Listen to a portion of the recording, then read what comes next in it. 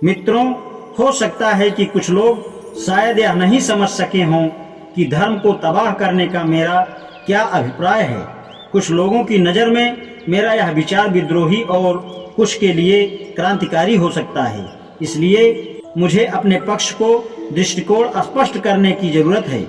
पता नहीं आप लोग सिद्धांतों और नियमों में कोई फर्क मानते हैं या नहीं, लेकिन मैं जरूर मानता हूँ। मैं इनमें फर्क ही नहीं मानता, इस फर्क को वास्तविक और महत्वपूर्ण भी मानता हूँ। नियम व्यवहारिक होते हैं जो निश्चित आदर्शों के अनुसार व्यक्ति के आदतन आचरण को दर्शाते हैं, जबकि सिद्धांत बौद्धिक होते हैं जो चीजों को परखने के उपयोगी साधन हैं। ये नियम व्यक्ति को यह बताते हैं कि किस काम को करने के लिए कौन सी विधि या तरीका या साधन अपनाया जाना चाहिए।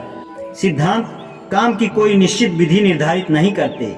खाना पकाने की विधि की तरह नियम भी हमें यह बताते हैं कि क्या किया जाए और कैसे किया जाए। इसके विपरीत न्याय के सिद्धांतों की तरह सिद्धांत मुख्य मुद्दे के बारे में बताता है, जिसके लिए उसे अपनी इच्छा व उद्देश्य की दिशा पर विचार करना होता है। सिद्धांत ही व्यक्ति को मार्गदर्शन कर बताते हैं कि किसी बात पर विचार करते समय किन महत्वपूर्ण बातों को ध्यान में रखना चाहिए। नियमों और सिद्धांतों के इस फर्क के कारण ही संपन्न हुए कार्य की क्वालिटी और विषय वस्तु का फर्क स्पष्ट हो जाता है। नियमों के अनुसार कोई अच्छा काम करना सिद्धांतों के अनुसार अच्छा काम करने से अलग होता है। सिद्धांत गलत होते हुए भी इसके तहत किया गया काम जिम्मेदारी, चेतना तथा महत्व का हो सकता है। इसी तरह नियम सही हो सकता है और इसके तहत किया गया काम या क्रिया मशीनी होता है। कोई धार्मिक गतिविधि या क्रिया सही क्रिया ना भी हो, लेकिन इस क्रिया की जिम्मेदारी होनी चाहिए। इस जिम्मेदारी के कारण ही वह धार्मिक क्रम सिद्धांत के अंदर ही माना जाएगा। इसे नियम नहीं माना जा सकता, और ज्यों ही यह क्रिया बिगड़कर नियम में बदल जाती है तो इसका धार्मिक रूप समाप्त हो जाता है, क्योंकि नियम के रूप में धर्म का जिम्मेदारी वाला आवश्यक तत्व इसमें से समाप्त हो जाता है।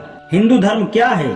क्या यह सिद्धांतों का समूह है या नियम कानूनों का संग्रह? वेदों और स्मृतियों में बताए अनुसार तो हिंदू धर्म पशुओं की बलि, सोशल, पॉलिटिकल तथा साफ सफाई के नियमों व बंधनों का ढेर मात्र है। सब खिचड़ी की तरह है।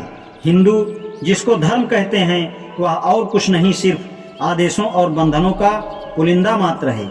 हिंदू धर्म वह वास्तविक धर्म है ही नहीं जिसमें आध्यात्मिक सिद्धांत हो तथा विश्व के सभी समुदायों के लिए हर समय हर काम के लिए उपयोगी हो। ये तत्व हिंदू धर्म में मौजूद ही नहीं है, और यदि थोड़े हैं भी तो हिंदुओं के जीवन में वह कोई निर्णायक भूमिका नहीं निभाते हैं। हिंदू के जीवन पर प्रभाव नजर नहीं आता। हिंदू के लिए जिस तरह से धर्म शब्द वेदों और स्मृतियों में प्रयोग किया गया है और इसकी व्याख्या करने वालों की तरफ से समझाया जाता है, उससे स्पष्ट है कि किसी हिंदू के लिए धर्म का अर्थ आदेश और बंधन ही है। वेदों में प्रयोग किए गए धर्म शब्द का अर्थ है धार्मिक उपदेशों या अनुष्ठानों।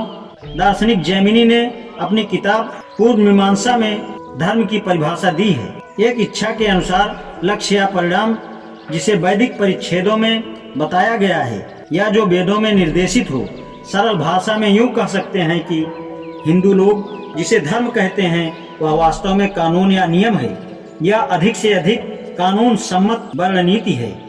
सच पूछा जाए तो मैं ऐसे नियमों व आदेशों के कानूनी संग्रह को धर्म मानने से इनकार करता हूँ।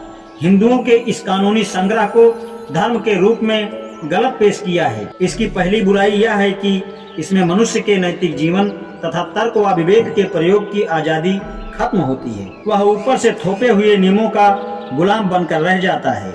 इसमें अपने आदेशों के प्रति कोई वफादारी नहीं होती है और सिर्फ नियमों व आदेशों का पालन ही जरूरी है। इसके अलावा इसकी सबसे बड़ी बुराई तो यह है कि इसमें जो नियम पहले लागू थे वे आज भी लागू हैं और भविष्य में भी हमेशा वही नियम लागू रहेंगे। साथ ही नियम सभी वर्गों के लिए समान नहीं होने के कारण अन्यायपूर्ण व अधर्म है। अब चूंकि ये नियम हमेशा हमेशा के लिए बन गए हैं, इसलिए यह अन्याय भी हमेशा के लिए शाश्वत यानी अस्थायी हो गया है। अर्थात इसे आगे की पीढ़ियों को भी इसी तरह भोगना पड़ेगा। ऐतराज इस बात पर नहीं है कि इस व्यवस्था को देव पुरुषों या स्मृतिकारों, भविष्य दृष्टाओं ने बनाया है, बल्कि इस कानूनी संहिता को अंतिम और स्थिति बना दिया है। किसी व्यक्ति के मन की खुशी एक जैसी नहीं रहती है।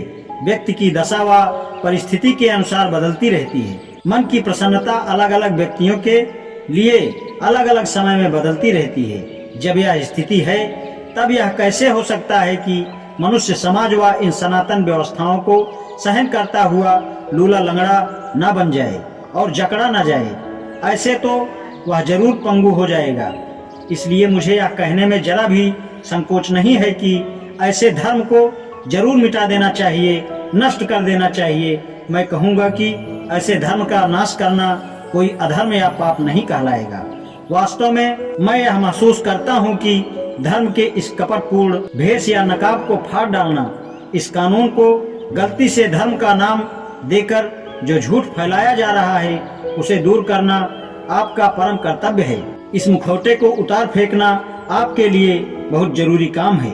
एक बार यदि लोगों के दिमाग से आप यह गलत धारणा दूर कर देंगे और उनको यह समझने के लायक बना देंगे कि जिस व्यवस्था को उन्हें धर्म बताया गया है वह धर्म नहीं होकर सिर्फ नियम व कानून है, जो आप उन्हें यह आसानी से समझा सकेंगे कि दूसरे नियमों की तरह अपने उपयोग के अनुसार इनमें भी संशोधन या बदलाव किए जा सकते हैं।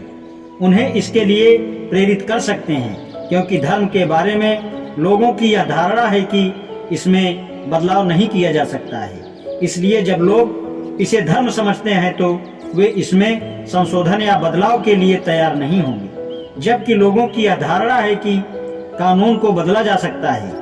इसलिए जब तक लोग शास्त्रों के आदेशों के नियमों को ही धर्म मानते रहेंगे वे उनमें किसी बदलाव के लिए राजी नहीं होंगे।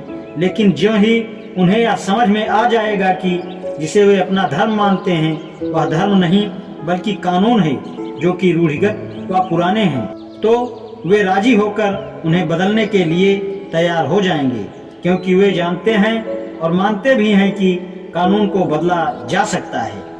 आज इतना ही। शेषकल। धन्यवाद।